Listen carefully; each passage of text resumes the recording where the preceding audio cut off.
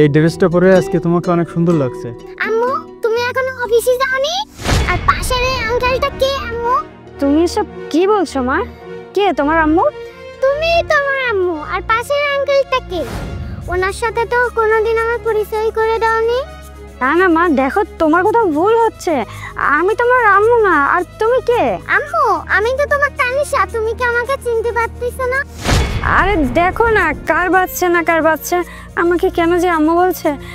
আচ্ছা মা, তোমার বাসা কোথায়? আম্মু তুমি কি আমার সত্যিই চিনতে পারতেছো না? আরে বাবা, আমি তো তোমাকে বলেছি আমি তোমার আম্মু না। তুমি বাড়ি যাও, বাড়ি গিয়ে রেস্ট করো। আম্মু আব্বু এসেছে, চলো আমরা সবাই মিলে বাড়ি যাই। আচ্ছা আম্মু, তোমার আব্বু কোথায়? তোমার আব্বুকে ডাকো তো। আরে কি মুশকিল, তুমি শুধু শুধু একটা বাচ্চার কথা নিয়ে পড়ে আছো। আরে তুমি চলো তো এখান থেকে, চলো চলো। না, আরে আম্মু তুমি এখানে কি করছো? চলো বাইরে যাও, চলো। আরে শুভ্রা, তুমি এখানে কি করছো? তুমি আজকে অফিস যাও নাই?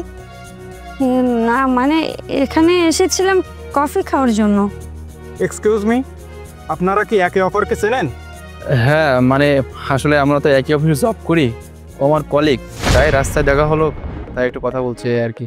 ও আচ্ছা, তাহলে আপনার মেয়ে একে মা বলে ডাকলো কেন? আসলে ভাই আই এম সরি, আমার মেয়েটার না একটু মেন্টালি একটু সমস্যা হয়েছে। কিছুদিন আগে তোর মা মারা গেছে, তারপর থেকেই যাকে দেখছে তাকে মা বলেই ডাকছে। আপনি প্লিজ কিছু মনে করবেন না। আরে শুভ্রা, এ লোকটা কে? এখন তো কিছু বললেন না এই লোকটা সম্পর্কে।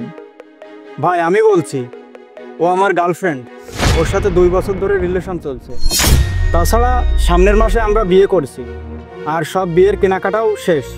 ও আচ্ছা, আপনাদের 2 বছর যাবত রিলেশন চলতেছে, আমি কিছুই জানতে পারলাম না। আম্মু তুমি আমাকে চিনতে পারছো না? আমি তোমার মেয়ে তানিশ। আর মা থাম তো, চল বাড়িতে চল। আরে ভাই দাঁড়ান, আসলে এখানে হচ্ছেটা কি আমাকে ক্লিয়ার করে বলুন তো।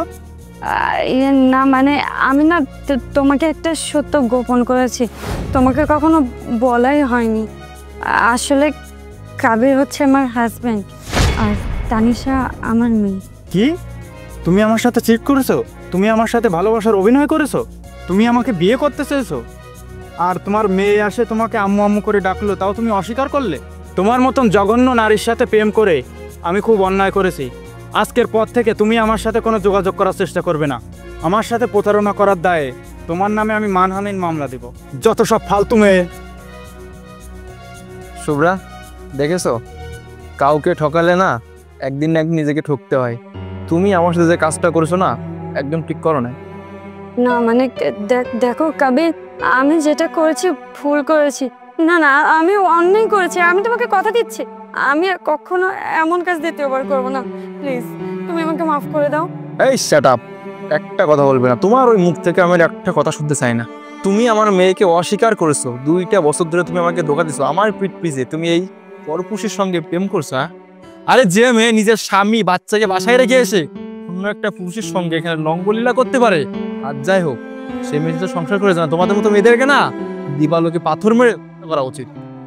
আমি শয়তানের ধোকায় পড়ে এই কাজটা করেছি।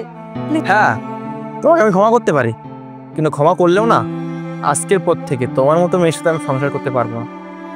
তুমি তোমার মতো থেকো। আর একটা কথা, আজকের পর থেকে না আমার সঙ্গে ফাদলার কখনো যোগাযোগ করার চেষ্টা করবে না। তুমি তোমার মতো করে কাউকে খুঁজে নিও। ভালো থেকো। তাই না? চলো মা।